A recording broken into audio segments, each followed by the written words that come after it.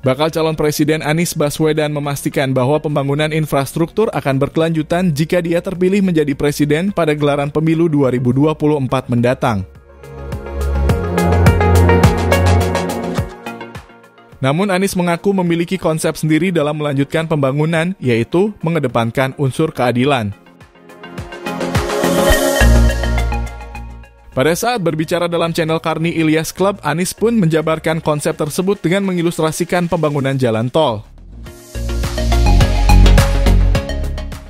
Menurut Anies, nantinya akan digodok skema penyertaan modal yang dilakukan oleh pemerintah daerah yang dilalui jalan tol itu. Pembangunan jalan tol itu dilakukan oleh investor hari ini. Mereka investasi dapat izin lalu bangun dengan ada pembebasan lahan. Pertanyaan, boleh gak sih kabupaten, kecamatan, atau desa yang kelewatan jalan tol itu ikut penyertaan modal, ujar Anies. Kalau tanahnya tidak diakuisisi tapi tanahnya dijadikan penyertaan modal, sehingga desa itu memiliki di dalam jalan tol yang panjang ini, tambahnya. Dengan skema kerjasama tersebut, Anies berpendapat unsur keadilan bagi semua pihak dapat terakomodir. Sebab keuntungan yang didapat bakal dirasakan semua pihak. Sehingga apabila ada keuntungan jalan tol itu bukan hanya datang ke Jakarta kepada para investor atau internasional yang invest. Tapi juga rakyat sepanjang jalan tol ratusan km itu akan merasakan faedahnya, ungkapnya. Dan ketika ada pembagian dividen tahunan, bukan hanya berujung di Jakarta, tapi rakyat-rakyat di sepanjang jalan tol itu, ungkapnya. Jadi, program-program yang dirasakan manfaatnya oleh rakyat banyak, pasti diteruskan.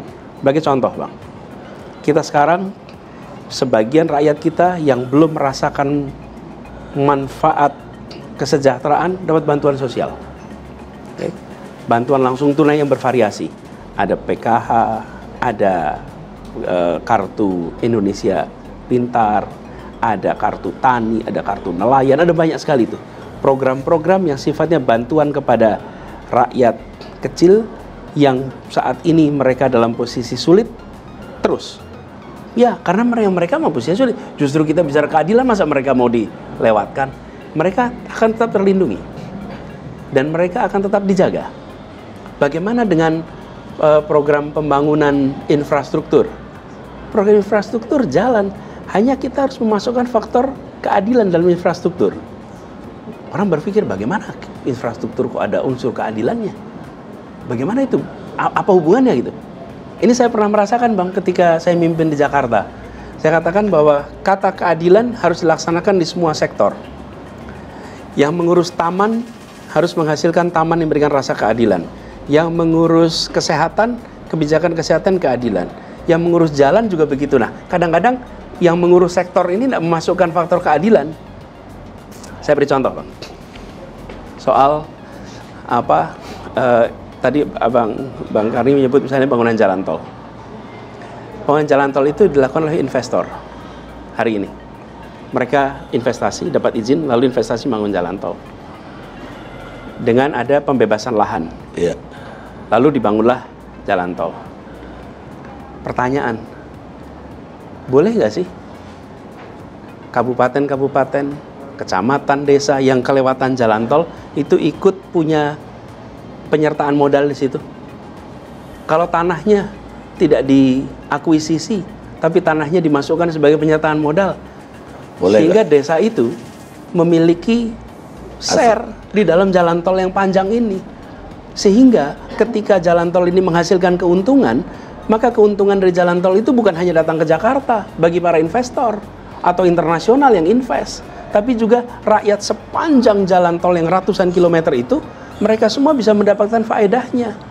Dan ketika kemudian ada dividen tahunannya bukan hanya berujung di kantor-kantor di Jakarta dan rumah-rumah di Jakarta, tapi biarkan dividen itu dirasakan juga oleh rakyat-rakyat yang ada di sepanjang jalan itu. Contoh nih, jadi bagaimana kebijakan tentang pembangunan itu dirasakan manfaatnya juga oleh mereka yang berada di kawasan-kawasan itu. Jadi begitu nilai itu dimasukkan, Bang, lalu aturannya dibuat yang sesuai. Teknisnya harus dibuat. Bagaimana aturannya sehingga misalnya, kan kalau bikin jalan tol sebutlah pembebasan lahan 80 meter lebarnya, panjangnya sekian ratus kilometer.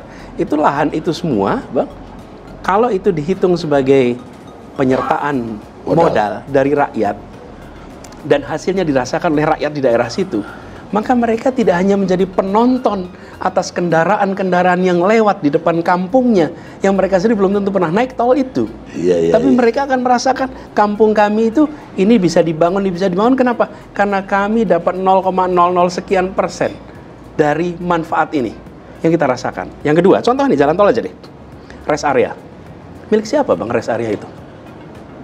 Coba milik siapa, Bang? Itu rest area itu, Bang, luar biasa. Orang kalau jalan tol nggak bisa pilih warung, Bang. Hanya ke rest area. Yang punya siapa? Orang Jakarta semua, Bang. Dan yang punya warung di kampung-kampung itu mati. Apa susahnya rest area itu dimiliki oleh koperasi-koperasi di kampung itu, di desa itu, di kabupaten itu, di kecamatan itu, sehingga mereka mendapatkan manfaat dari jalan tol ini. Jadi jalan tol ini bukan hanya sekedar orang-orang Jakarta yang punya kesempatan, yang dekat dengan pengambil keputusan, mereka tahu di mana letaknya jalan rest area. Di situ mereka beli tanah. Kemudian habis itu ribuan mobil akan mampir di tempat itu tiap minggu, Bang. Rakyat di sana menonton saja, dan yang pemilik tanah di situ hanya bisa menyesal, sayang sekali ya, dulu tanahnya saya jual, saya nggak tahu itu bakal jadi rest area.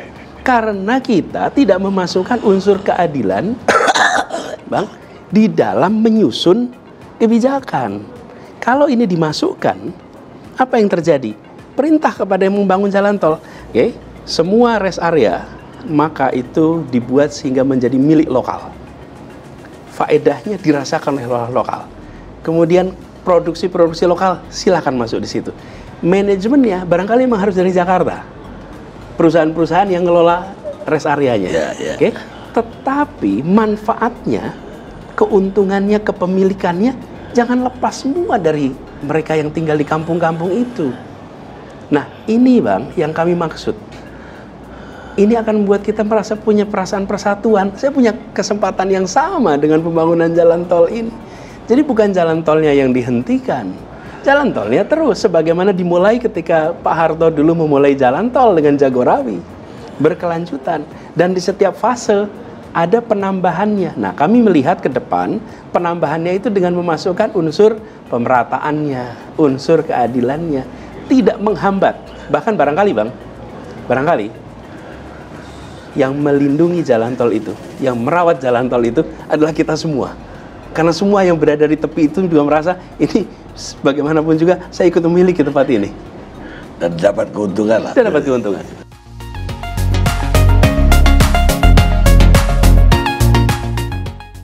Nah, itulah informasi visi ekonomi, ownership, society, serta konsep skema pembiayaan jalan tol jika Anies Baswedan terpilih jadi presiden pada pemilu 2024. Bagaimana pendapat kalian? Coba komen di kolom komentar dan ikuti terus update terbaru informasi jalan tol hanya di channel Tolku. Sampai jumpa di informasi tol lainnya. Jangan lupa support kami dengan like video ini dan subscribe channel Tolku ini. Terima kasih.